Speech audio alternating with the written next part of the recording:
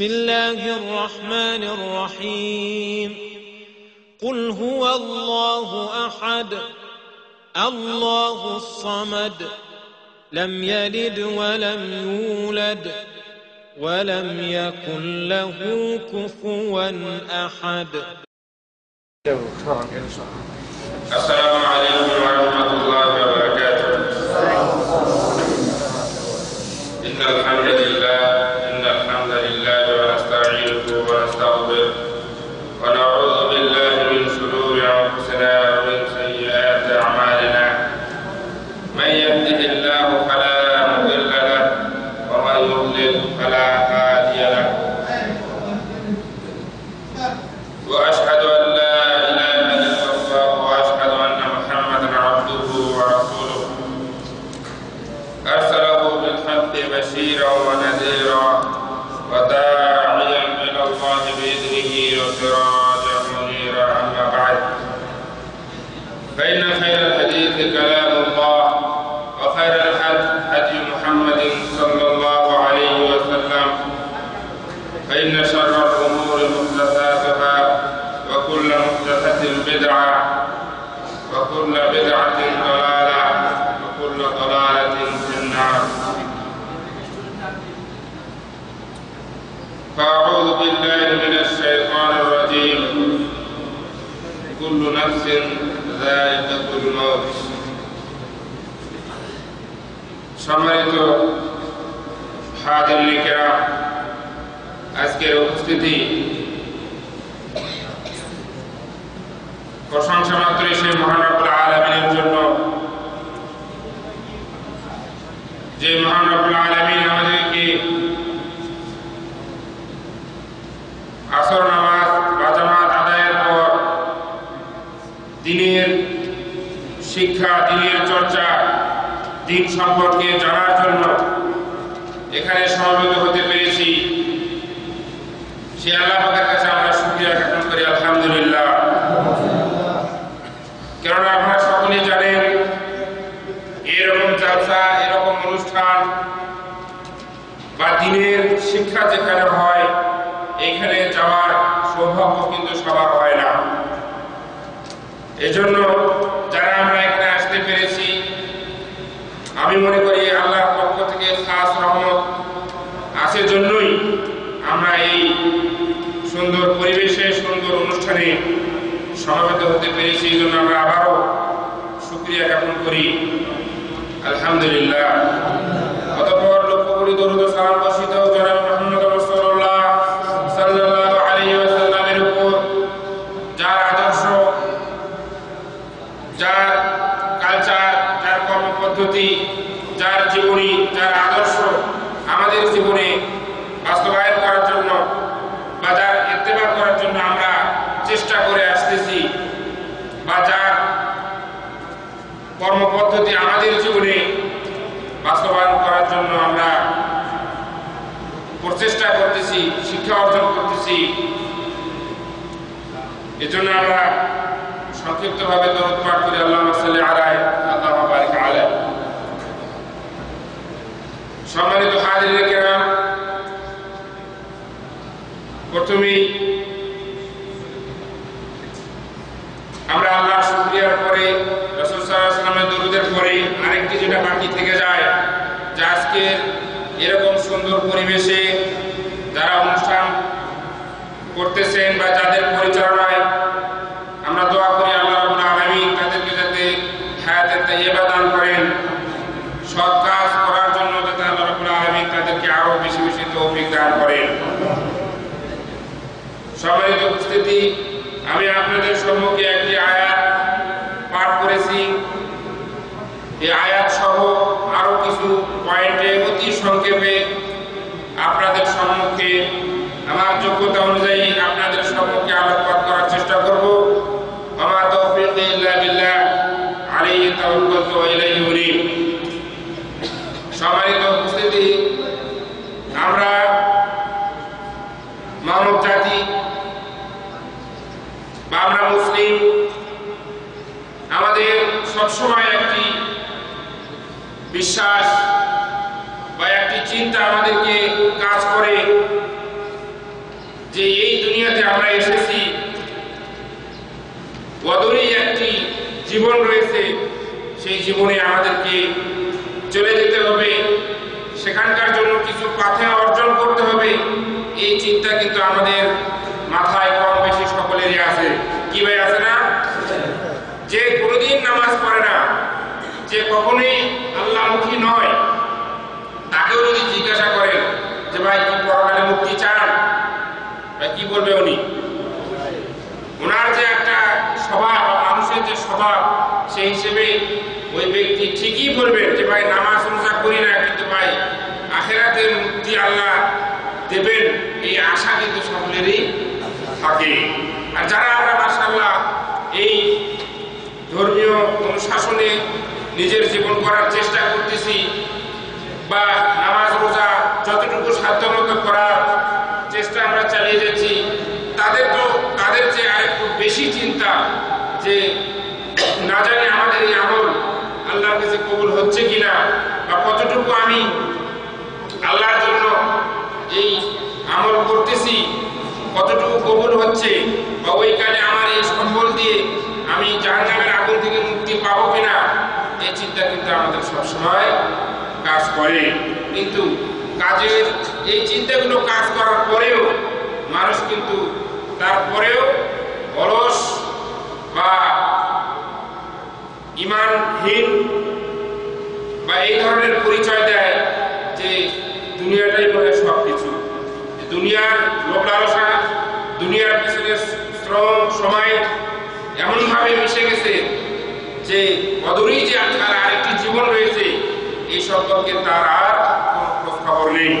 এজন্য আমার সময় যেহেতু স্বল্প এবং শায়েখ অথবা অচিরেই চলে আসবেন, আমি কয়েকটি পয়েন্টে আপনাদের খালি শুধু স্মরণ করিয়ে দেব। এটা সকলেরই জানা কথা, যেহেতু জানা কথা, এটা স্মরণ করে দিলে মানুষের ঈমান আরো তাজা হয়, ঠিক কিনা? মানুষ অনেক কিছুই জানে, যদি একটা ওয়াজ আলোচনা একবার শোনার পরে মানুষের হৃদয়ঙ্গম হতো, মানুষ যদি তার সারা জীবন যদি এরকম আমল করতো, তাহলে যদি এরকম আলোচনার আর দরকার হতো না, ঠিক কিনা? কারণ মানুষ কম বেশি সব জায়গাতেই কিন্তু দিনের চর্চা, দিনের শিক্ষা, দিনের যে অনুশাসন, এগুলো কিন্তু শোনে, জানে, কিন্তু তারপরেও ঈমান দুর্বলতার কারণে আমরা দুনিয়ামুখী হয়ে আখিরাতকে আমরা পিছিয়ে ফেলে দিয়েছি। তো সুতরাং এই ঈমান যাতে আমাদের সবল হয়, ঈমান যাতে আমাদের আরো তাজা হয়, মজবুত হয়, আমাদের আমল যাতে আরো শক্তিশালী হয়, আখলাক আদর্শ জীবন চলার সকল ক্ষেত্রে যাতে আমাদের নবী মুহাম্মদ রাসূলুল্লাহ সাল্লাল্লাহু আলাইহি ওয়াসাল্লামের আদর্শ আমরা বাস্তবায়ন করতে পারি, সেই কয়েকটি পয়েন্ট আপনাদের সম্মুখে আলোচনা করব। এক নম্বর হচ্ছে কাফা বিল মাউতি ওয়ারিদান। মানুষ যখন বেশি বেশি মৃত্যুর চিন্তা করবে, মানুষ বেশি বেশি যখন অদূরেই যে একটি জীবন রয়েছে এই সম্পর্কে জ্ঞান চর্চা করবে, জানার চেষ্টা করবে, বা এই মৃত্যুর পরে অনেকগুলো ধাপ রয়েছে, স্তর রয়েছে, এগুলো বিষয়ে মানুষ যদি গবেষণা করে, মানুষ যদি জানার চেষ্টা করে, তাহলে দেখা যাবে যে ওই মানুষের বা ওই ব্যক্তির ঈমান আস্তে আস্তে বৃদ্ধি পেতে থাকবে। আল্লাহ রাব্বুল আলামিন সূরা আলে ইমরানের 158 নম্বর আয়াতে আল্লাহ রাব্বুল আলামিন বলেছেন যে কুল্লু নাফসিন যায়িকাতুল মাউত, যে প্রত্যেক নফস, আত্মা যারা পৃথিবীতে জীবন হিসেবে এসেছে, সকলকেই কি করতে হবে? মৃত্যুর স্বাদ গ্রহণ করতে হবে। সূরা রহমানের 27 এবং 26 নম্বর আয়াতে আল্লাহ রাব্বুল আলামিন বলেছেন যে কুল্লু মান আলাইহা ফান ওয়া ইয়াবকা ওয়াজহু রাব্বিকা যুল জালালি ওয়াল ইকরাম, যে পৃথিবীতে যা কিছু এসেছে সবকিছুই কি হয়ে যাবে? ধ্বংস হয়ে যাবে। তাহলে এই চিন্তা যদি আমরা সবসময় রাখি, বা কোনো ব্যক্তি, একজন সচেতন মানুষ যদি এই চিন্তাটা ধারণ করে, তাহলে দেখা যাবে তার ঈমান, তার আমলের যে গতি, তার বিশ্বাসের যে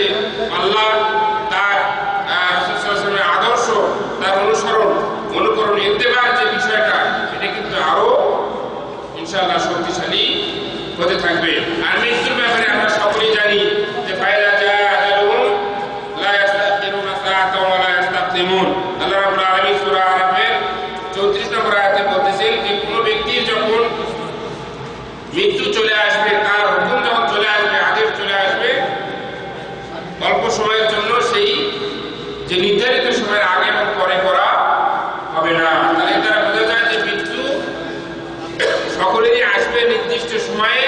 এটাকে প্রতিরোধ করার, এটাকে আপনার বাদ দেওয়ার বা এটাকে ভুলে যাওয়ার কোনো সুযোগ নেই। মৃত্যু একদিন চলে আসবে। 2 নম্বর পয়েন্ট হচ্ছে আল হেফাজু আলাল ফারাইদ ওয়াল ইকতার মিনান নওয়াফিল। এই ফরজ যে কাজগুলি, যেমন রমজান মাসের রোজা, 5 ওয়াক্ত নামাজ, আরো যেগুলো ফরজ যে জিনিসগুলো রয়েছে, আবশ্যিক যেগুলো ছাড়া যাবে না, এই বিষয়ের প্রতি বেশি গুরুত্ব দিতে হবে। আজ দেখা যায় যে নামাজের আলোচনা বা নামাজের বিষয়ে কাউকে জিজ্ঞাসা করলে এই নামাজ ছেড়ে দিলে সে যে কুফরি করলো বা সে যে একজন কাফের, এই বিষয়ে বা এই বিশ্বাসটাই কিন্তু তাদের ভিতরে অনেক সময় পাওয়া যায় না। তারা মনে করে নামাজ পড়ি না কিন্তু আমার ঈমান ঠিক আছে। আমি কয়েকদিন আগেই বাড়ি থেকে আসলাম, এই যে গত 30 তারিখে। যাই হোক, এলাকাতে বিভিন্ন স্তরের শ্রেণী পেশার লোকদের সাথে এই বিষয়গুলো নিয়ে কম বেশি আলোচনা হওয়ার পরে এটাই প্রকাশ পায় বা এটাই আমার সম্মুখে স্পষ্ট হয়েছে যে নামাজ যে একটা ফরজ বা এটা ছেড়ে দিলে যে মানে সে কাফের, এই জ্ঞানটা বা এই বিশ্বাসটা তাদের ভিতরে নেই। তারা এটাই মনে করেন যে নামাজ পড়ি না কিন্তু আমার ঈমান ঠিক আছে। আমাকে বুঝায় এরকম করে যে নামাজ পড়ি না, আমি তো সুদ খাই না, আমি তো ঘুষ দেই না, মিথ্যা কথা বলি না, শুধু নামাজটা পড়ি না।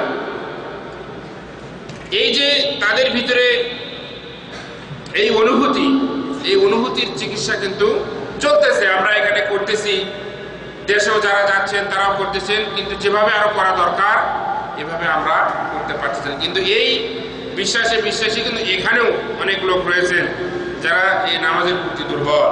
তাহলে ফরজ নামাজের প্রতি যারা বা ফরজ রোজা, এগুলো ফরজ কাজের উপর বেশি গুরুত্ব করলে দেখা যাবে যে আস্তে আস্তে ঈমান নবায়িত থাকবে বা ঈমান আরো শক্তিশালী হবে। যখন ফরজ যদি আমাদের ক্লিয়ার না হয় তাহলে সেখানে তো নফলের প্রশ্নই ওঠে না। কি উঠবে? এই জন্য ফরজ যে জিনিসগুলো রয়েছে এগুলোকে গুরুত্ব দিতে হবে এবং বেশি বেশি নফল কাজ করতে হবে। তাহলে আমাদের ইনশাআল্লাহ ঈমান আরো শক্তিশালী হবে। আল্লাহ রাব্বুল আলামিন সূরা নাজিয়াতের 39 এবং 40 নম্বর আয়াতে তিনি বলতেছেন যে আম্মা মান খাফা মাকাম রাব্বিহি ওয়া নাহান নাফসা আনিল হাওয়া ফাইনাল জান্নাতা হিয়াল মাওয়া।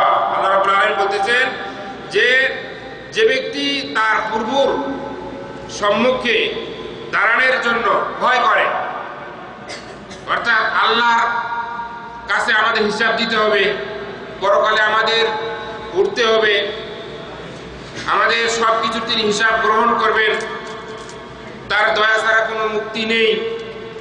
তো এই জিনিসগুলো বা তার ফারায়েদ, তার যে হুকুম আহকাম, এগুলো যদি বিশ্বাস করে, সেই ভয় করে, ওয়ানাহান নাফস আনিল হাওয়া, এবং পূর্ববর্তীর অনুসরণ, নিজের খেয়াল খুশির অনুসরণ থেকে যদি সে দূরে থাকে, ফাইনাল জান্নাতা হিয়াল মাওয়া, তাহলে তার স্থান হচ্ছে কোথায়?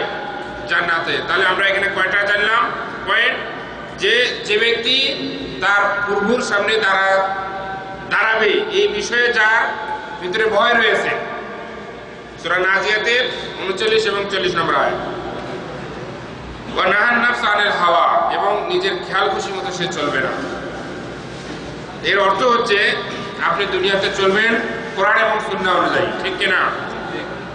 আপনি কোরআন এবং সুন্নাহ অনুযায়ী যখনই চলবেন না, তখন কিন্তু আপনার খেয়াল খুশি মতো চলতেছেন। তাহলে এটাকে বলা হয়েছে যে নিজের খেয়াল খুশি মতো চলা, এটাকে আপনাকে রোধ করতে হবে, কন্ট্রোল করতে হবে। তাহলে আপনার স্থান কোথায়? জান্নাতে। দেখেন আজ পৃথিবীতে যেগুলো মন্দ কাজ, সেগুলো প্রতি মানুষের আকর্ষণ একটু বেশি থাকে।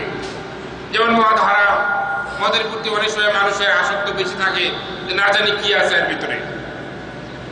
সুদ হারাম আমরা জানি, তারপরেও আমরা দেখি হিসেব করে যে লাখে এত টাকা, রাতারাতি বড় লোক, কোটিপতি, তো সুতরাং এটার থেকে তো আর বাঁচা যায় না। তো যাদের ভিতরে এগুলো আসবে, আসার পরেও যখন কোরআন এবং সুন্নাহর ভিত্তিতে জীবন করবে, তাহলে সেই হচ্ছে কি নিজের নার্ভসকে সে কন্ট্রোল করবে। যারা করতে মন চাচ্ছে সেখান থেকে কন্ট্রোল করলো, সুদ খেতে মন চাচ্ছে সেখান থেকে কন্ট্রোল করলো, ঘুষ দেওয়া হারাম এখান থেকে কন্ট্রোল করলো। সবকিছু যেগুলো কোরআন এবং হাদিসে নিষেধ, সেগুলো থেকে যখন সে নিজেকে কন্ট্রোল করলো, ফাইনাল জান্নাতা হিয়াল মাওয়া, তার স্থান কোথায়? জান্নাতে। আল্লাহ রাব্বুল আলামিন আমাদের সকলকেই এই জান্নাতবাসী হওয়ার তৌফিক দান করুন।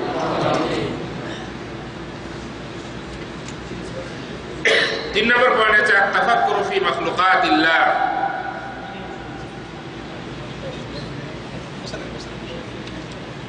তিন নম্বর হচ্ছে আল্লাহর যে সৃষ্টি, পৃথিবীতে তার সৃষ্টি গণনা করে শেষ করা যাবে না। আমরা সকলেই জানি যে আল্লাহর যে নিয়ামত পৃথিবীতে গণনা করে শেষ করা যাবে না। তাহলে এই আল্লাহর যে সৃষ্টি, যা কিছুই রয়েছে, নিজের আপাদমস্তক পা থেকে মাথা পর্যন্ত যে জিনিসগুলো রয়েছে, এর যে কি নিয়ামত রয়েছে, এর যে কি আমরা গ্রহণ করতেছি, এরপরে সুবিধা আমরা গ্রহণ করতেছি, বা তার সৃষ্টির যত জিনিস রয়েছে, এগুলো বিষয়ে যদি আমরা চিন্তা করি, গবেষণা করি, তাহলে আমাদের ঈমান আস্তে আস্তে কি হবে? ইনশাআল্লাহ বাড়তে থাকবে। আমরা সকলেই জানি, একটা উদাহরণ দিয়ে আমি শেষ করে দেব, যেহেতু আমাদের শায়েখ চলে আসছে, ওনাকে আবার হাসাতে যে মাগরিব পড়তে হবে, এরকম কথা আছে। তো এই জন্য আমি সময় করব না, লম্বা করব না। মানুষের নাক যে রয়েছে, এই নাক এবং মুখ পাশাপাশি, একটা খাদ্য যখন গন্ধ হয়ে যায়, খাওয়ার আগেই কিন্তু নাক বলে দিতে পারে, নাকি বলে দিতে পারে না? খাওয়ার আগেই কিন্তু নাক বলে দিতে পারে। নাকটা যদি পিছনে থাকতো, তাহলে দেখা যেত যে পিছনে নাকের কাছে অনুমতি নিয়ে এবারে মুখে ঢুকাতে হতো, ঠিক কিনা? কিন্তু আমরা দেখা যায় যে একটা খানা নেওয়ার, মুখে দেওয়ার আগেই কিন্তু দেখা যায় নাকে একটা ঘ্রাণ চলে যায়, এরপরে বলে দেয় যে না, এটা কি নেই, এরপরে কিন্তু আমরা সেখান থেকে বিরত হই। তাহলে আল্লাহর অসংখ্য নিয়ামত পৃথিবীতে রয়েছে। এই সমস্ত নিয়ামত যদি আমরা চিন্তা করি, গবেষণা করি, তাহলে দেখা যাবে আমাদের আস্তে আস্তে আমাদের ঈমানী শক্তিগুলো আরো বৃদ্ধি পাবে। আমাদের জীবন চলার যে মান, ইনশাআল্লাহ আস্তে আস্তে আমাদের বাড়তে থাকবে। আমাদের আমল, আখলাক, আদর্শ সবগুলো ইনশাআল্লাহ বাড়তে থাকবে। 4 নম্বর হচ্ছে ইস্তিশআর আযামাতিল্লাহ। আল্লাহ রাব্বুল আলামিন তিনি যে অনেক বড়, ওয়া ইনদাহু মাফাতিহুল গায়ব লা ইয়ালামুহা ইল্লা হু, যে তিনি যে অনেক বড়, তার বড় যার কেউ নেই, গায়েবের সমস্ত চাবিকাঠি তার উপরে, তার যে বড়ত্ব, তিনি যে বিশাল, এই বিষয়ে আমাদের অনুভব করা, উপলব্ধি করা, তাহলে দেখা যাবে যে আমাদের ইনশাআল্লাহ ঈমান বাড়তে থাকবে। 5 নম্বর হচ্ছে, আমি বাংলা অর্থগুলো বলে শেষ করেছি। 5 নম্বর হচ্ছে যে অশ্লীল কথা, খারাপ কথা, যেগুলো বাজে কথা, এগুলো থেকে দূরে থাকতে হবে। এগুলো কথা যদি আমরা বেশি বেশি শুনি, আমাদের ঈমান নষ্ট করে দেবে। এজন্য যেখানে অন্যায়, খারাপ, অশ্লীল, বাতিল কথা, ভ্রান্ত কথা, গান বাজনা, সেগুলো থেকে আমাদের দূরে থাকতে হবে, তাহলে ইনশাআল্লাহ আমাদের ঈমান বৃদ্ধি পেতে থাকবে।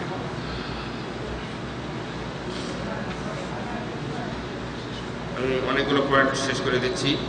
এরপরে হচ্ছে কিরাআতুল কোরআন।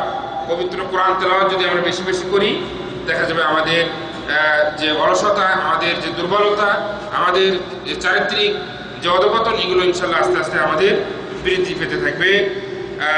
সব শেষে আমি বলবো যে আজকের এই পরিবেশ, যে তলাবুল ইলম, হুদুর ও মাজালিসুল ইলম, যে ইলম শিক্ষা করা, জ্ঞান চর্চা করা, এবং বড় বড় শায়েখ, মাশায়েখ, তাদের সাথে চলাফেরা করা, এতে কিন্তু মানুষের বা একজন ব্যক্তির কিন্তু ঈমান বৃদ্ধি পেয়ে যায় এবং যে কোনো সময় যে কোনো বিষয়ে আপনি আপনার প্রশ্ন জাগলো, আপনি সরাসরি আপনি শায়েখকে, আপনার আলেমকে আপনি জিজ্ঞাসা করতে পারলেন।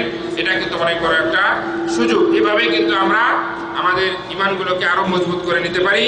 কেননা আমরা অনেক সময় শায়েখদের সোহবত পাই না, তাদের কাছে আমরা যেতে পারি না, সেটা আমরা টেলিফোনের মাধ্যমে বিভিন্ন ক্ষেত্রে আমরা সেগুলোকে সমাধান করতে পারি। তো আমি পরিশেষে এটাই বলবো, আল্লাহ রাব্বুল আলামিন আমাদের সকলকেই এই দিনের উপর প্রতিষ্ঠিত থেকে দুনিয়া এবং আখিরাতে উভয় কালের কল্যাণ অর্জন করার তৌফিক দান করুন। রব্বানা আতিনা ফিদ দুনিয়া হাসানা ওয়া ফিল আখিরাতি হাসানাতাও ওয়া কিনা আযাবান নার। আজকের মতো এখানেই শেষ করলাম। আখির দাওয়ানা আলহামদুলিল্লাহি রাব্বিল আলামিন। আসসালামু আলাইকুম ওয়া রাহমাতুল্লাহি ওয়া বারাকাতুহু।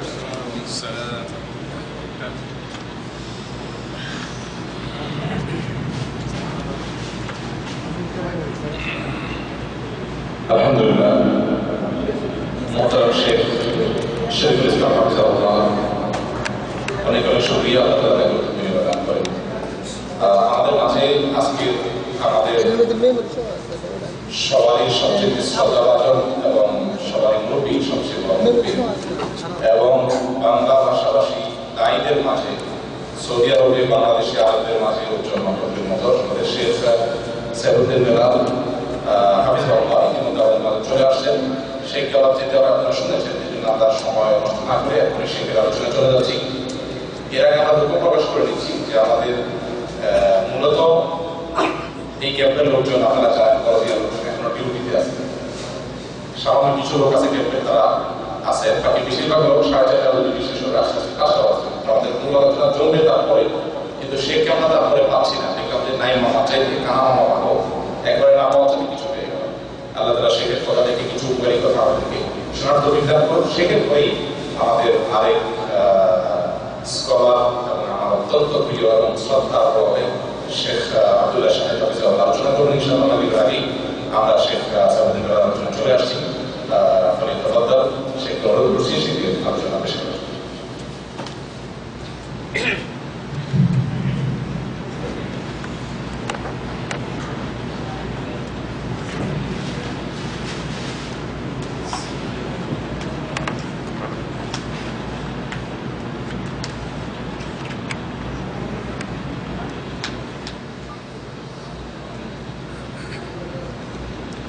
السلام عليكم ورحمة الله وبركاته. الحمد لله والصلاة والسلام على رسول الله وعلى آله وأصحابه ومن والاه، أما بعد. أعوذ بالله من الشيطان الرجيم. بسم الله الرحمن الرحيم. كل نفس ذائقة الموت وإنما توفون أجوركم يوم القيامة فمن زحزح عن النار وأدخل الجنة فقد فاز وما الحياة الدنيا إلا متاع الغرور. الله رب العالمين সূরা আল ইমরানের 185 নম্বর আয়াতে 4টা মহান সত্য কথা আমাদেরকে জানিয়ে দিয়েছেন। কোন সূরায়? আমি পরীক্ষা নেব, আমার নিয়ম কথা বললে যদি আমার সঙ্গে আছেন কিনা, না তাহলে তো কথা বলে না। কোন সূরা বলেছি? সেখানে আলোচনার উপরে পুরস্কার হবে, আলোচনার থেকে প্রশ্ন করে সেখান থেকে পুরস্কার। সূরা আল ইমরানের 85 নম্বর আয়াতে আল্লাহ কয়টা কথা বলেছেন? 4টা মহাসত্য কথা বলেছেন। আমি ভূমিকা ছাড়াই শুরু করতে, যেহেতু আমার সময় কম আর আমাদের মাশায়েখরা আছেন। প্রথম মহাসত্যটা হচ্ছে কুল্লু নাফসিন যায়িকাতুল মাউত, সবাইকে মরতে হবে। মরবেন না? মরবেন না? আজকে সারাদিনে কয়বার ভাবছেন মরণের কথা? আল্লাহ নবী আলাইহিস সালাম বলছেন, আকসিরু যিকরা হাযিমিল লাযযাত, মৃত্যুকে তোমরা বেশি বেশি করে স্মরণ করো। আমরা একেবারে যখন কবরে এক পা যাই তখন হয়তো স্মরণ করি, তারাই করি না। বেশি বেশি স্মরণ করি, কারণ আমাদের জীবন কয়টা? 2টা। একটা এ হলো কি, একটা হলো পরলোক। মৃত্যুর পরে জীবন আছে না নাই? আছে। তো আর এটা বিশ্বাস না করলে মুমিনই থাকবে না। তাহলে আমাদের প্রত্যেককেই মরতে হবে, এ ব্যাপারে কি দুই মত আছে? কোনো বিজ্ঞানীদের, কোনো ইমামের, কোনো নবী রাসূলের, মাযহাবের, হুজুর মুফতি, পীর সাহেবরা, সব ব্যাপারে কিছু না কিছু মত পার্থক্য থাকে। মৃত্যুর ব্যাপারে সবাই একমত, মরতেই হবে। ভালো হলেও মরতে হবে, খারাপ হলেও মরতে হবে। আদম আলাইহিসসালাম থেকে নিয়ে সর্বশেষ নবী মুহাম্মদুর রাসূলুল্লাহ সাল্লাল্লাহু আলাইহি ওয়াসাল্লাম পর্যন্ত সমস্ত নবী রাসূল মারা গেছেন না যান নাই? নাকি হায়াতুন নবী বিশ্বাস করেন আপনারা? হ্যাঁ, মারা গেছেন।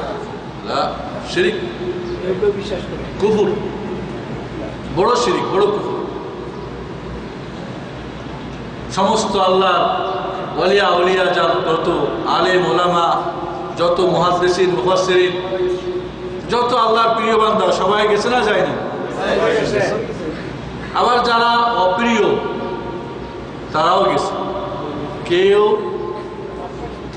এই দুনিয়ায় চিরস্থায়ী নয়। কুল্লু নাফসিন যায়কাতুল মউত, প্রত্যেককেই মৃত্যুর স্বাদ চাখতে হবে। এই মহাসত্যর ব্যাপারটা একটু আগে আমাদের শেখ আলোচনা করতেছিলেন, ঈমান বাড়ানোর কথা, ঠিক না? এই মৃত্যুকে যে বিশ্বাস করে সেই তো আখিরাতের জন্য কিছু করবে, যে মরার পরে আরেকটা জীবন আছে আমার, এবং আমার হিসাব নিকাশ আছে, মরতেই হবে আমাকে। এই পৃথিবী, সারা পৃথিবীর রাজ্য শাসন করেছিল 4 জন রাজা, বাদশাহ, 2 জন মুসলিম আর 2 জন কাফের। বখতনাসার এবং নমরুদ, এই 2 জন কাফের সারা পৃথিবীর সেই যুগের রাজ্যের মালিক ছিল। আর 2 জন মুসলিম কে? সুলাইমান আলাইহিস সালাম এবং যুলকারনাইন, ঠিক না? তারাও দুনিয়া ছেড়ে গেছে। এই পৃথিবীতে কোনো বিজ্ঞান বা কোনো থিওরি বা কোনো আবিষ্কার কেউ করতে পারবে না মানুষকে চিরস্থায়ী করার জন্য। এই জন্য কেউ যদি দোয়া করে যে আল্লাহ আমাকে চিরস্থায়ী করে দেওয়ার জন্য মরণ না হয়, এই দোয়া করা কি করে নাই? জায়েজ নাই। কেউ যদি বলে যে আল্লাহ আমারে তুমি চিরজীবী বানাই দাও, এই দোয়া করা কি জায়েজ হবে? না, জায়েজ নেই। কারণ আল্লাহর কাছে এমন জিনিস চাওয়া যেটা আল্লাহ নিয়মে নেই। তাহলে বন্ধুরা, সবাইকে মরতে হবে, কেউ এই দুনিয়ায় থাকবে না। নমরুদ এই দুনিয়ার অনেক বড় ছিল, একটা মশা দিয়ে আল্লাহ দুনিয়া থেকে তাকে নিয়েছে না? নাই? ফিরআউন অনেক বড়, তার দবদবা ছিল, রবরবা ছিল, পানিতে ডুবিয়ে মারছে না? মারে নাই?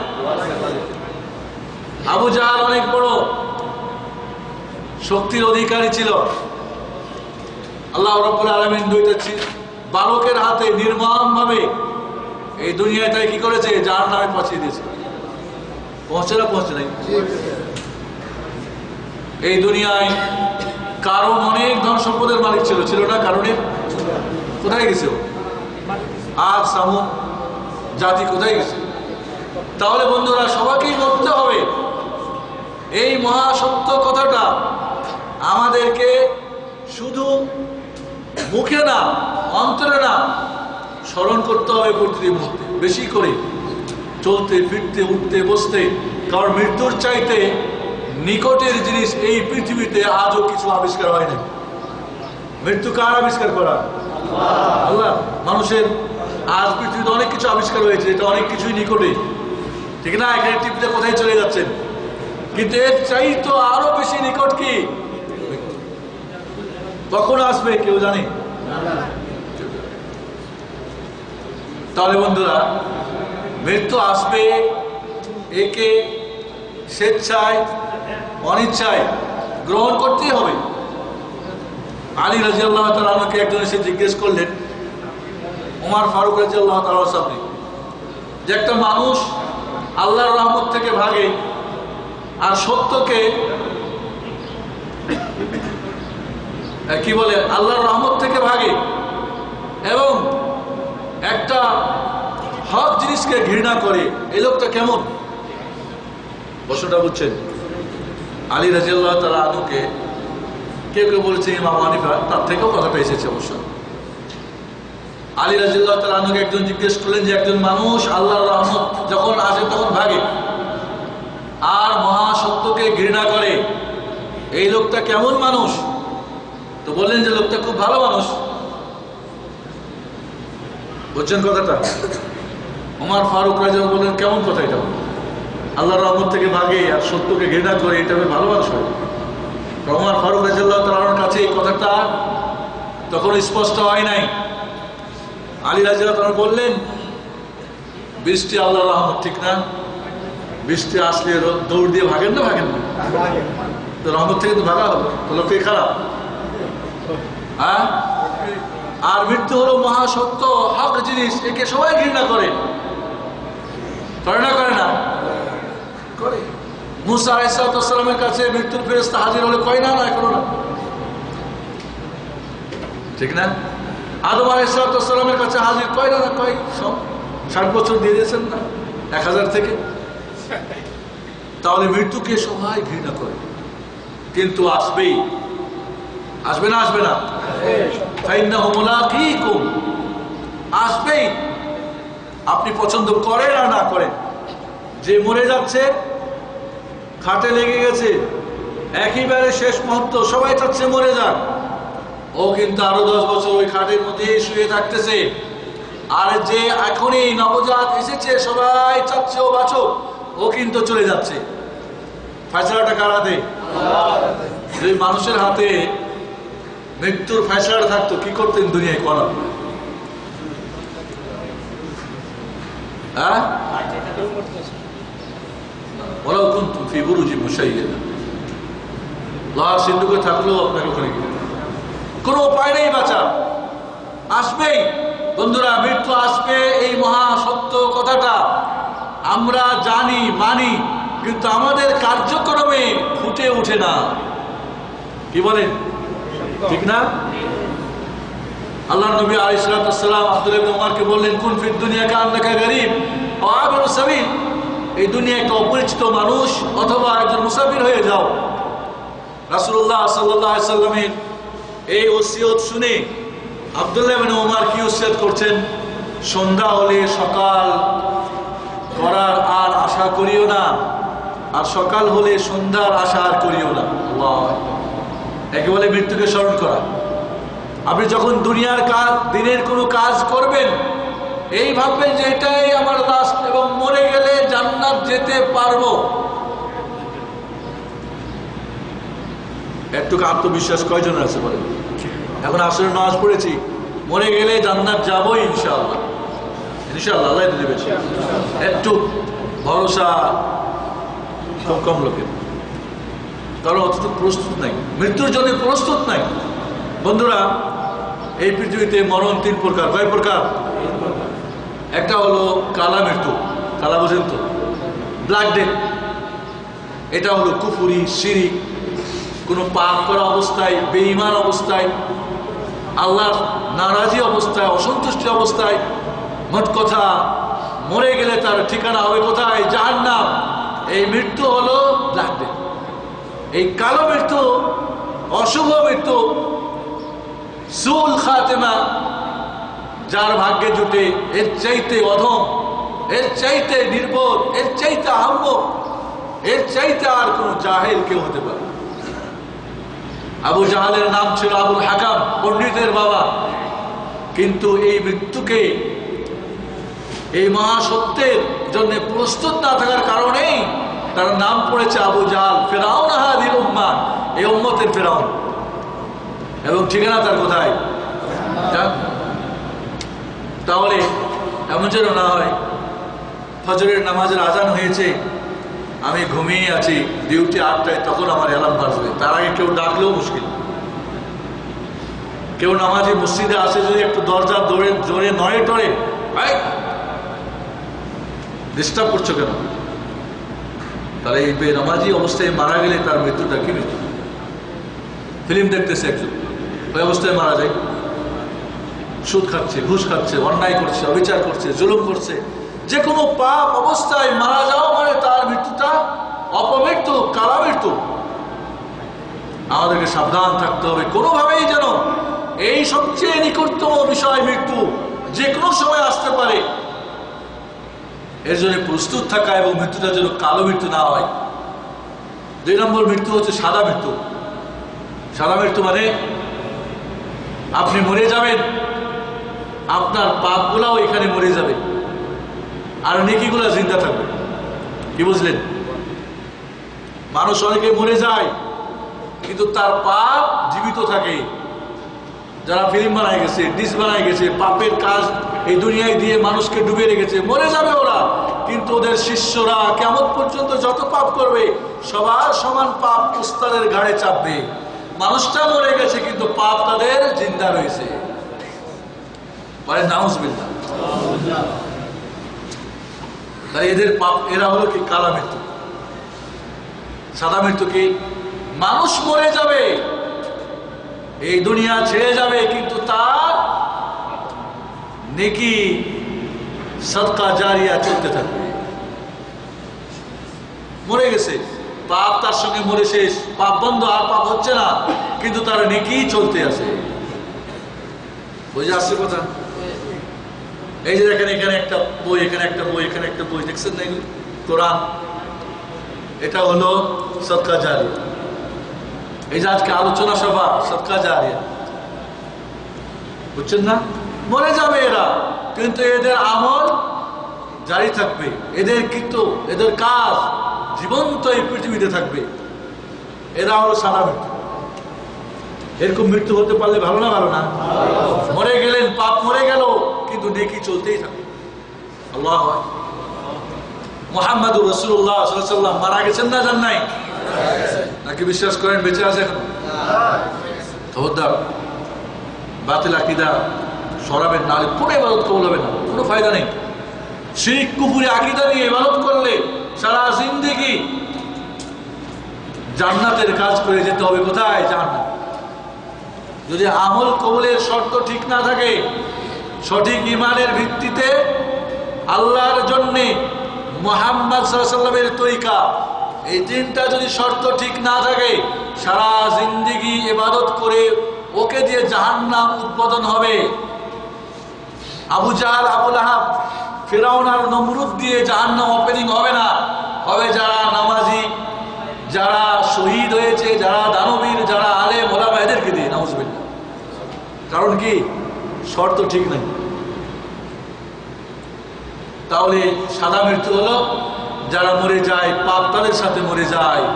কালা মৃত্যু যারা মরে যায়, পাপ জারি থাকে, নেকি বন্ধ হয়ে যায়।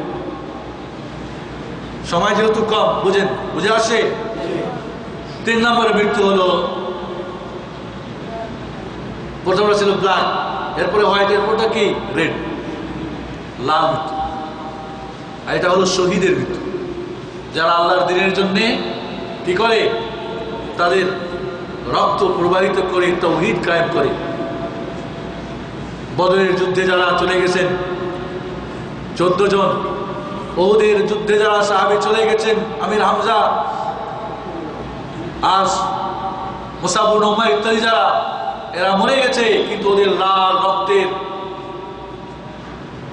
সেই দিনের সূর্য আজও পৃথিবীতে জ্বলতেছে না, জ্বলে না?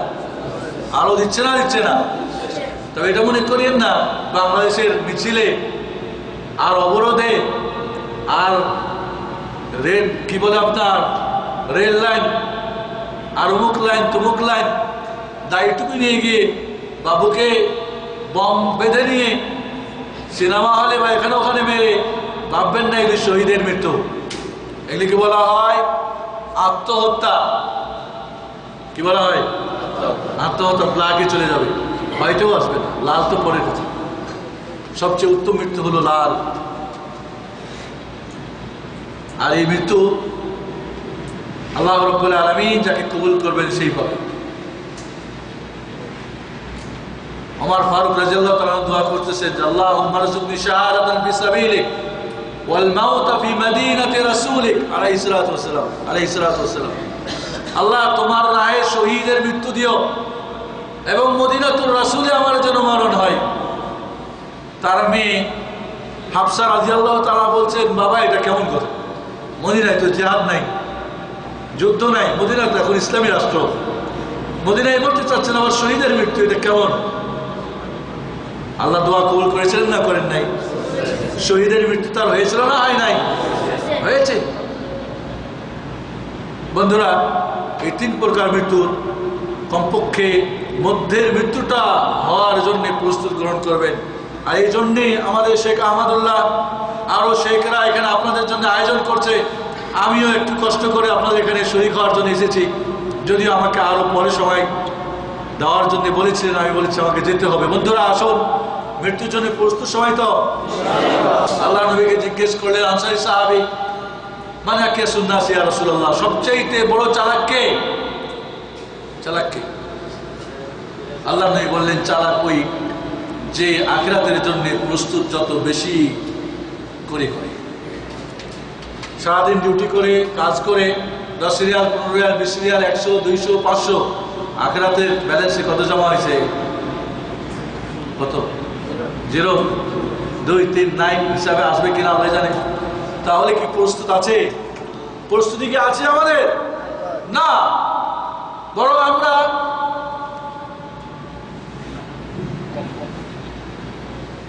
আমরা আজকে দুনিয়া নিয়ে ব্যস্ত হয়ে গেছি, বলে গেছি মৃত্যুকে। বন্ধুরা, আল্লাহর নবী আলাইহিস সালাতু ওয়াস সালামের হেডেক, মাথায় একটু ব্যথা করলে মরে যাবো আয়েশা, হুজুর কে বলেন ইন্না লিল্লাহ, গেলাম বুঝি আল্লাহর কাছে। আর আমরা একেবারে কবর একবার গেলেও বলি কিভাবে বের হয়ে যাবে। মরতে চাই না, মরতে কেউ চাই না বন্ধুরা, কিন্তু মরতে চাইলে কালা মৃত্যু যেন না হয়, সাদা মৃত্যু। আপনি মরার সাথে সাথে যেন আপনার সমস্ত পাপ মরে যায় আর নেকি যেন অমর থাকে। কমপক্ষে এটা হওয়ার জন্য আমাদের চেষ্টা করতে হবে।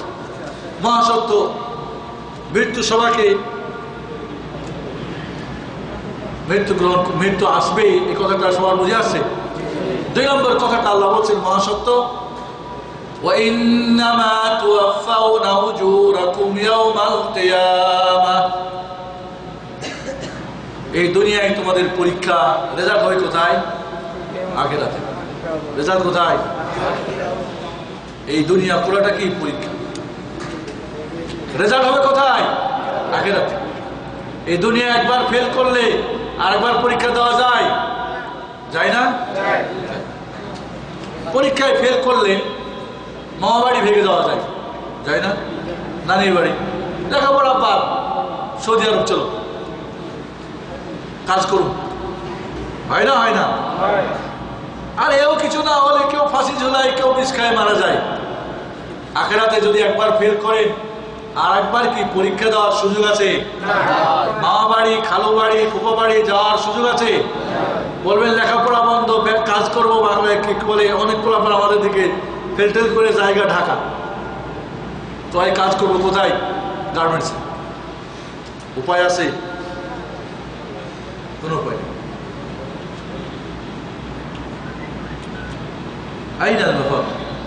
কোথায় ভাববেন? কিয়ামতে ভাগার কোনো সুযোগ নেই। তাহলে বন্ধুরা, আখিরাতে যে রেজাল্ট হবে, এই রেজাল্ট কি ডান হাতে চান না বাম হাতে চান? فأما من أوتي كتابه بيمينه فسوف يحاسب حسابا يسيرا وينقلب إلى أهله مسرورا। ডান হাতে হলে তো পাস হয়ে গেলেন। وأما من أوتي كتابه وراء ظهره, কিন্তু বাম হাতে যদি আসে তাহলে বলবেন না, নিব না, এই যাও যাও। অনেকে রেজাল্ট ভালো না করলে সার্টিফিকেট বোর্ড থেকে উঠাই না, স্কুলে দেখাই করে না, কি হবে ওটা দিয়ে বাদ, কারণ ওই অন্য সাবজেক্ট চলে যাচ্ছে। বন্ধুরা, আখিরাতে নিতেই হবে বাধ্য হয়ে, এবং আপনি পাস না ফেল এটা আপনার কাছে চলে আসবে। তাহলে আখিরাতের যে রেজাল্ট হবে, এই রেজাল্ট পাস করতে চান না ফেল করতে চান? ফেল করলে কি হবে এটা আল্লাহ বলতেছেন এরপরে। তাহলে মহাসত্য আরেকটা হলো 2 নম্বরে, আখিরাতে আপনার রেজাল্ট প্রকাশ হবে। এবং ওইখানে এই দুনিয়ার পরীক্ষা কেউ নেয় আর কেউ দেয়, ঠিক না? আখিরাতে সবাই ছাত্র, পীর সাহেবও ছাত্র, মুরিদও ছাত্র, আলেমও ছাত্র আর জাহেলও ছাত্র, বাবাও, ছেলেও, মেয়েও, নাতি, দাদা, ছোট বড়, শিক্ষিত অশিক্ষিত সবাই ওখানে ছাত্র। সবার রেজাল্ট প্রকাশ হবে। এই দুনিয়াতে কেউ রেজাল্ট দেয় আর কেউ নেয়, ওইখানে সবাইকে রেজাল্ট নিতে হবে। ভাববেন না যে পীর সাহেব রেজাল্ট দিবে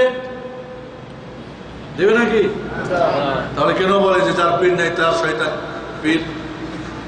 কেন বলে? যে পীর নাই সে পারি হতে পারবে না। তাহলে কি পীর সাহেব তাহলে পরীক্ষা নিবেন না দিবেন? ওদের কি আকীদা পরীক্ষা নিবে না দিবে?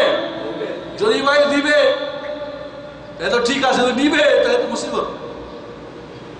বন্ধুরা, কিয়ামতের মাঠে পরীক্ষার রেজাল্টের জন্য এই দুনিয়ায় যখন রেজাল্ট যেদিন হয়, একটা ভয় কাজ করে, কিন্তু আখিরাতের ভয় এই দুনিয়ার ভয়ের চাইতে 1000 গুণ বেশি। নাফসি নাফসি নাফসি সবাই বলবে, নিজেকে নিয়ে ব্যস্ত হয়ে যাবে। নবী রাসূল সবাই, শুধু একজন বলবেন উম্মতি উম্মতি উম্মতি। সেই নবীর উম্মত হয়ে যদি করতে পারেন তাহলেই তো বাঁচার উপায় আছে। আর নইলে শয়তানের উম্মত, পীর সাহেবের উম্মত, কোন সাহাবী আর তাবী আর ইমামদের উম্মত হয়ে মারা যাবেন, তাহলে তো বাঁচার কি কোনো উপায়? রেজাল্ট ভালো আর কোনো আশা করা যাবে। আর আমাদের সিলেবাস কোরআন ও হাদিস পড়ি, আমরা পড়ি না, তো কিভাবে পাস করবেন? কোনো ছাত্র যদি তার সিলেবাস না পড়ে তাহলে কি উত্তর দিতে পারবে? কিয়ামতের প্রথম কোশ্চেন 3টা হবে, ঠিক না? মা রাব্বুকা, মা দীনুকা, মান নবিয়ুকা। তোমার রব কি, তোমার দিন কি, তোমার নবী কি? মানে কোন বোর্ডের ছাত্র? আল্লাহর না অন্যের? যদি আল্লাহর বোর্ডের ছাত্র হয়ে থাকেন দুনিয়ায়, বলতে মুখে আসবে রব্বি আল্লাহ। যদি ওই বোর্ডের সিলেবাস কোরআন সুন্নাহ পড়ে থাকেন, মুক্তি আসবে দ্বীন আল ইসলাম। আর এই সিলেবাস যদি মুহাম্মদুর রাসূলুল্লাহ সাল্লাল্লাহু আলাইহি ওয়াসাল্লামের বুঝে থাকেন, আমল করে থাকেন, এর দাওয়াত ও তাবলীগ করে থাকেন, মুক্তি আসবে নবী মুহাম্মদ সাল্লাল্লাহু আলাইহি ওয়াসাল্লাম। নচেত অন্য কোথাও থাকলে হা হা লা আদরি। আর কবরের প্রথম মঞ্জিলে ফেল করলে বাকি সব ফেল না? মহা 3 নম্বর সত্যটা আল্লাহ বলছে, ওয়াইন্নামা তুওয়াফু ফামাসিয়ানিন নার উদখিলাল জান্নাতা ফাকাদ ফাজ। আখিরাতে পাস কে? যে জান্নাতে যাবে। ফেল কে? যে জাহান্নামে যাবে। পাস করলে ঠিকানা কোথায়? জান্নাত। ফেল করলে মামু বাড়ি, নানা বাড়ি, ফ্যাক্টরি, সৌদি আরব আর ইউরোপ, অন্য কোথাও যাওয়ার সুযোগ নাই। 2টার একটা অপশন। কয়টা? জান্নাত হয়ে যাও। জান্নাত কি? এই পৃথিবীর আদম সন্তানের, মুসলিম শরীফের হাদিস, সবচেয়ে সুখী মানুষটাকে আল্লাহ হাজির করে ফেরেশতাকে বলবে, এই বেটারে জাহান্নামে একটা চুবা আর বের করো। দেখছেন সবচেয়ে সুখী মানুষটা? এই পৃথিবীর শুরু থেকে শেষ পর্যন্ত সবচেয়ে যে সুখী মানুষ, একে আল্লাহ হাজির করে বলবেন, আল্লাহ জানেন না? হাজির করে বলবো জাহান্নামে চুবাও আর বের করো। 2-4-5 সেকেন্ড ঢুকাবে আর বের করে এরপর আল্লাহ জিজ্ঞেস করবে, হ্যাঁ তোমার জীবনে সুখ, স্বাচ্ছন্দ্য, আরাম, আয়েশ, বিবি, বাচ্চা, টাকা পয়সা, মিল, ফ্যাক্টরি, সৌর্য, বীর্য, রাজত্ব, কর্তৃত্ব, নেতৃত্ব, প্রধানমন্ত্রী, অমুক, এই পৃথিবীর হয়তো সবকিছুই পেয়েছিল, ঠিক না? একটু দাঁড়া খালি সই, আমার সময় শেষ। আমাকে বাদে আপনারা চা খেতে চাচ্ছেন, একসঙ্গে খাই। একটু দাঁড়া, আমার সময় হয়ে গেছে। বন্ধুরা, এই পৃথিবীর সবচেয়ে সুখী মানুষটাকে আল্লাহ হাজির করে জাহান্নামে একটা চুবাইতে বের করে জিজ্ঞেস করবে, তোমার জীবনে সুখ, শান্তি, আরাম, আয়েশ দেখছে? বলবে না। সে তখন বুঝবে এই পৃথিবীর সবচেয়ে দুঃখী, কষ্টের মানুষ ছিল এলো জাহান্নাম। বুঝে আসছে? জান্নাত এই পৃথিবীর সবচেয়ে দুঃখী মানুষ, যার খাওয়াতে, পড়াতে, চলাতে, ফিরাতে, টাকা পয়সা, লেনদেন, শারীরিক, মানসিক, রাজনৈতিক সব দিক থেকে কষ্ট আর কষ্ট। তবে মনে রাখতে হবে, কষ্ট দিয়ে জান্নাত ঘেরা। এই সমস্ত কষ্ট অতিক্রম করবে, কি হয়েছে? জান্নাতই হয়েছে। আর জাহান্নাম ঘেরা কি দিয়ে? মজা দিয়ে। ওই বেটা সমস্ত মজা খেয়ে জাহান্নামে পৌঁছছে। এবার এই পৃথিবীর সবচেয়ে দুঃখী মানুষটাকে জাহান্নামে একটা চুবানি দিয়ে বের করে আল্লাহ জিজ্ঞেস করবেন বান্দাকে, কি জিজ্ঞেস করবেন? ইয়া আবদি হাল মাররা আলাইকা বুসুল কদ হাল রাআইতা শিদ্দাতান ফি হায়াতিকা কদ, তোমার জীবনে দুঃখ, কষ্ট, দুর্দশা, অশান্তি, অসুখ, অকল্যাণ তোমার জীবনে কখন তুমি পাইছো? এই 2-4 সেকেন্ডের জান্নাতে খালি ঢুকছে আর বের হয়েছে, বলবে আল্লাহ না, আমার মতো সুখী দুনিয়ার মানুষ আর কেউ ছিল না। এই হলো জান্নাত। তাহলে বন্ধুরা, আখিরাতে 3 নম্বর সত্য কথাটাই আয়াত আল্লাহ বলছেন কি, যারা কি হবে, পাস করবে তাদের ঠিকানা জান্নাত, আর যারা ফেল করবে তারা কোথায়? জান্নাত। আমি কিন্তু আয়াতের তর্জমা করতেছি না, আয়াতের ব্যাখ্যা করতেছি, আপনারা তাফসীর করতেছি। এই হলো বন্ধুরা আখিরাতের পাস ফেল কিসের উপরে জানেন তো? নামাজ। নামাজ আউয়াল মা ইউহাসাবুল আবদু আনিস সালাহ ফামান সালাহাত সালাহা সাইরু আমালি ওয়া মান ফাসাদাত ফাসাদা সাইরু আমালি। নামাজ পাস হলে সব পাস হয়ে যাবে, আর নামাজ ফেল হলে সব ফেল হয়ে যাবে। অর্থাৎ নামাজে যদি ফেল হয় তাহলে তার ঠিকানা কোথায় হবে? জাহান্নাম। যে নামাজের হেফাজত করবে কিয়ামতে সে 3টা জিনিস পাবে। কয়টা জিনিস? 3টা। একটা পাবে সার্টিফিকেট, 2 নম্বরে পাবে কি? ফুলসেরাত ঘুটঘুটে অবসর অন্ধকার পার হওয়ার জন্য আলো, আর 3 নম্বরে পাবে নাজাত, জান্নাতে পৌঁছে যাবে। আর যে নামাজ ঠিকমতো আদায় করবে না, পড়বে না সময় মতো, মাঝে মধ্যে 7 দিনে একদিন একটা, বা ফজরে নাই জোহর আছে, জোহরে নেই আসরে, এইভাবে যারা করবে তারা ফেল করবে, আর তারা এই 3টা জিনিস পাবে না। পাস করার সার্টিফিকেট পাবে না, ফুলসেরাত পার হওয়ার আলো পাবে না, এবং নাজাত না পেয়ে কোথায় যাবে? কার সঙ্গে? ফিরাউন, হামান, কারুন, মক্কার সবচেয়ে বড় ব্যবসায়ী উবাই ইবনে খালিদ। এই কাফেরের 4 জন বড় লিডার জান্নাতি না জাহান্নামী? কোথায় বলেন না? কি ব্যাপার? কথা বলছেন না? জাহান্নামে যাবে।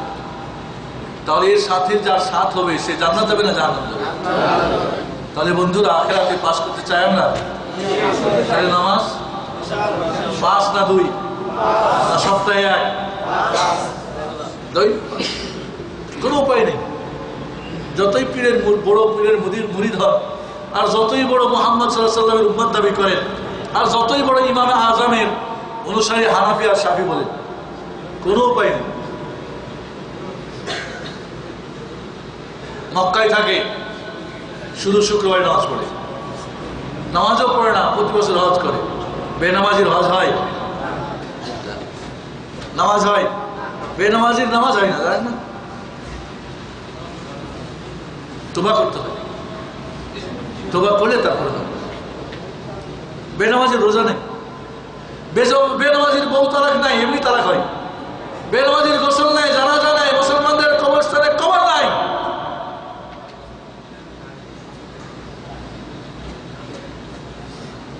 তাহলে প্রথম সত্যটা কি? সবাইকে মরতে হবে। মারার জন্য প্রস্তুত আছেন তো?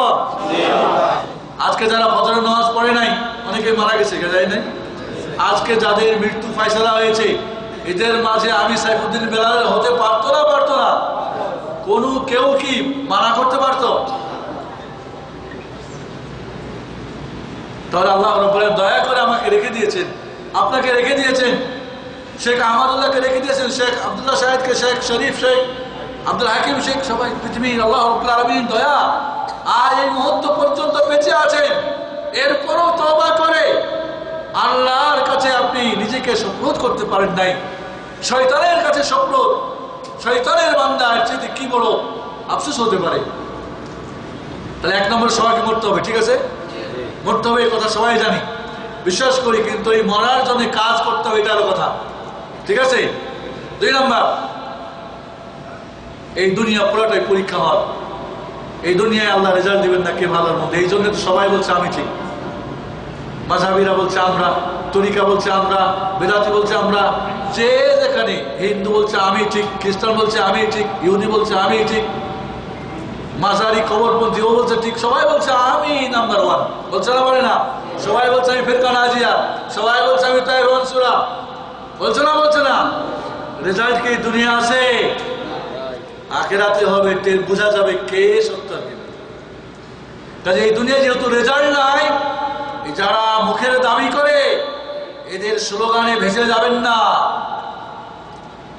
বরং আপনার সিলেবাস আছে না নাই? সিলেবাসের সঙ্গে মিলাই দেখবেন কারটা ঠিক, না হলে সব গড়বড় হয়ে যাবে। জাহান্নামের কাজ করে জান্নাতি ভাববেন না, জাহান্নামীদের সঙ্গে থেকে জান্নাতি ভাববেন না, জাহান্নামী কাজ করে জাহান্নাতি ভাববেন না। লেখাপড়া না করে ছাত্ররা হয়ে পাত্র সেজে ঘুরে বেড়াবেন, ছাত্রীরা হয়ে পাত্রী হয়ে ঘুরে বেড়াবেন, আর পরীক্ষায় কি পাস করা সম্ভব হবে? না, আল্লাহর বান্দা হইতে হবে সম্ভব। 3 নম্বর, পাস করলে ঠিকানা জান্নাত, ফেল করলে জান্নাত। 4 নম্বর সত্য কথাটা, এই 3টা জিনিসকে ভুলিয়ে দেয় কি? ওমাল হায়াতুদ দুনিয়া ইল্লা মাতাউ। 4 নম্বর মহাসত্য হচ্ছে কি? দুনিয়াটা ধোকার জায়গা। এই দুনিয়ার ধোকায় যে পড়বে সেই ফেল করবে, দুনিয়ার ধোকায় যে পড়বে সেই সত্য মৃত্যুর জন্য প্রস্তুত হবে না, ওর ব্ল্যাক মৃত্যু হবে, রেড বা হোয়াইট মৃত্যু সম্ভব হবে না। এই দুনিয়ার ধোকায় যে পড়বে সেই আখেরাতে রেজাল্ট ভালো হবে না। দুনিয়ার ধোকায় যে পড়বে আখেরাতে ফেল করে জাহান্নামে তার জান্নাত ঠিকানা হবে না। তাহলে এই আগের 3টা থেকে আমাদেরকে উল্টা দিকে নিয়ে যায়, যে সেটাকে দুনিয়া। আর এই দুনিয়া আল্লাহর কাছে একটা মশা মাছি জানাহা বাউদা, একটা মশার ডানার সমমূল্য নেই। আর ওই দুনিয়ার পিছনে আমরা ছুটতে আছি। এই পৃথিবীর সবচেয়ে সুখী মানুষটা জাহান্নামের শুধু চুবানি খেয়ে সব ভুলে যাবে। এই দুনিয়ার ধোকায় পড়ে আখিরাত নষ্ট করে অনন্তকাল জাহান্নামের আগুনে তাকে জ্বলতে হবে। আর এই দুনিয়ার কষ্ট স্বীকার করে জান্নাতের পথ সুগম করে মারা যাবে। চুবানি খেয়েছে, এখনো তো যাই নাই। জান্নাতে সর্বশেষ যে মানুষটাকে দেওয়া হবে, এই দুনিয়া এবং দুনিয়ার আরো 10 গুণ রাজ্য তাকে দেওয়া হবে। সবচেয়ে যে সবার পরে দুনিয়া পুরোটা দেখছেন? দেখেন ভাই, বাংলাদেশে থাকেন ছোট্ট একটা বলবো, সৌদি আরবে হয়তো আদাম্মাম থাকেন, চিনেন না কোথায় জিজানার কোথায় কি, ওই বর্ডার কোথায় কি, গোরাইয়াটা কি। বন্ধুরা, জান্নাতের তাহলে আসুন দুনিয়ার ধোকায় আমরা 8 ঘন্টা 10 ঘন্টা কাজ ঠিক আছে, ঘুম ঠিক আছে, খাওয়া দাওয়া ঠিক আছে, গল্প গুজব ঠিক আছে, সব ঠিক, নামাজ নাই, কোরআন নাই, জিকির আজকার নাই, দিন নাই, হালাল নাই, যাই যাই, ইয়া আল্লাহ। বন্ধুরা আসুন, দুনিয়ার ধোকা থেকে যদি নিজের শিকলটা না খুলতে পারেন, তাহলে একটা কথা বলে আমার শেষ। এই পৃথিবীতে মানুষ কয় প্রকার? 2 প্রকার। একটা আলোচনা রিয়াদে হয়েছিল সম্পর্কে আখিরাতের সন্তান। আপনারা ইউটিউবে দেখবেন আখিরাতের সন্তান, আলোচনাটা শোনার চেষ্টা করবেন, অথবা আমাদের বাংলা ইসলাম গেটে গেলে এটা একটা আর্টিকেলও দেওয়া আছে, পড়ার চেষ্টা করবেন, www.banglaislamgate.com। 2 প্রকার। কিছু মানুষ আছে যারা সামনে দৌড়ায়, কিছু মানুষ দৌড়ায় পিছনে।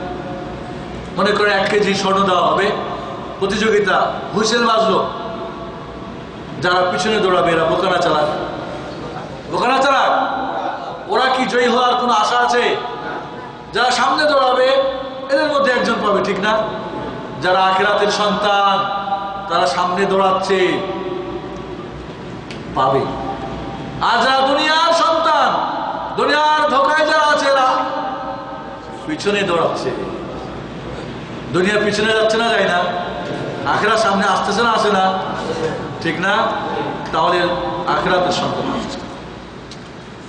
দুনিয়ার সন্তান হবে পায়ের মধ্যে, নাকে, হাতে, পায়ে, বিবেকে, বুদ্ধিতে, সব কিছুর মধ্যে শয়তানের শিকল পড়িয়ে হ্যাঁচিয়ে টানবে দুনিয়ায়, অপদস্থ, লাঞ্ছিত, বঞ্চিত, ক্ষুধার্ত,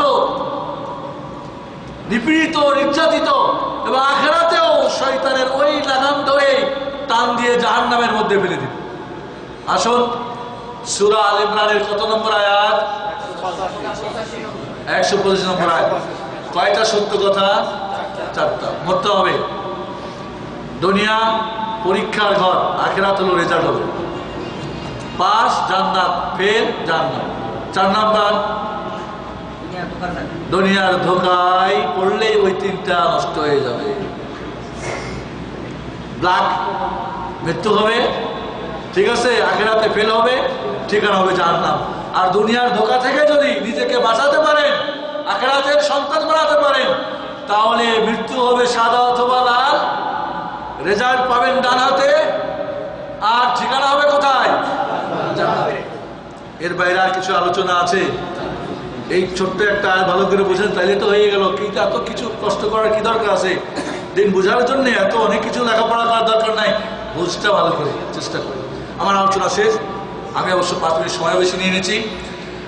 আল্লাহ করে আমরা এখানে যেভাবে একত্রিত হয়েছি, মহান রব্বুল আলামিন যেন আমাদেরকে দুনিয়ার শিকল থেকে মুক্ত করে, দুনিয়ার বান্দা না করে আখিরাতের বান্দা হওয়ার তৌফিক দান করে। এখানে যেমন একত্রিত হয়েছি, রোজ হাসরের ময়দানে প্রিয় নবী মুহাম্মদুর রাসূলুল্লাহ সাল্লাল্লাহু আলাইহি ওয়াসাল্লামের আশেপাশে থাকতে পারি, তার সুপারিশে ধন্য হয়ে জান্নাত পেয়ে যেন ফিরদাউসে আলায় যেন নবী রাসূল সিদ্দিক সুহাদা সলিহিনের সঙ্গে যেন থাকার সুযোগ পায়, আর সেই কাজ করে যেন আমরা করতে পারি। আল্লাহ আমাদের সেই তৌফিক দান করে, আমিন। যারা এই আয়োজন করেছেন, বিশেষ করে আমাদের শেখ আহমদুল্লাহ এবার সাথে যারা আছেন, আমাদের দাম্মামের শেখরা, যারা বাইরে থেকে আগত আমাদের মেহমানরা, এবং আপনারা যারা এখানে সহযোগিতা করতেছেন বিভিন্নভাবে, এখানে হয়তো কেউ যেভাবে সহায়তা করছেন, যারা আজকে আমাদের উপস্থিত আছেন, সবাইকে যেন আল্লাহ রাব্বুল আলামিন আমাদের কবুল করেন। এবং আবারও বলছি, আল্লাহ জান্নাতুল ফিরদাউসে তোমার সমস্ত নবী রাসূল সিদ্দিক সুহাদা সালিহিনের সঙ্গে আমাদেরকে তৌফিক থাকার সুযোগ করে দেওয়ার, এই কাজ করার তৌফিক দান করো, আমিন। আকুলু কাওলি হাযা আস্তাগফিরুল্লাহ লি ওয়া লাকুম ওয়া লিসাইরিল মুসলিমিন আস্তাগফিরুল্লাহ সাবিনা মুহাম্মদ ওয়া আলা আলিহি ওয়া সাহবিহি আজমাইন। সকলকে ধন্যবাদ জানিয়ে শেষ করছি। আসসালামু আলাইকুম। بسم الله الرحمن الرحيم. لا أقسم بهذا البلد وأنت حل بهذا البلد ووالد وما ولد لقد خلقنا الإنسان في كبد أيحسب أن لن يقدر عليه أحد يقول أهلكت مالا لبدا أيحسب أن لم يره أحد ألم نجعل له عينين ولسانا وشفتين وهديناه النجدين فلاقتحم العقبة وما أدراك ما العقبة فك رقبة أو إطعام في يوم ذي مسغبة يتيما ذا مقربة أو مسكينا ذا متربة ثم كان من الذين آمنوا وتواصوا بالصبر وتواصوا بالمرحمة أولئك أصحاب الميمنة والذين كفروا بآياتنا هم أصحاب المشأمة عليهم نار مؤصدة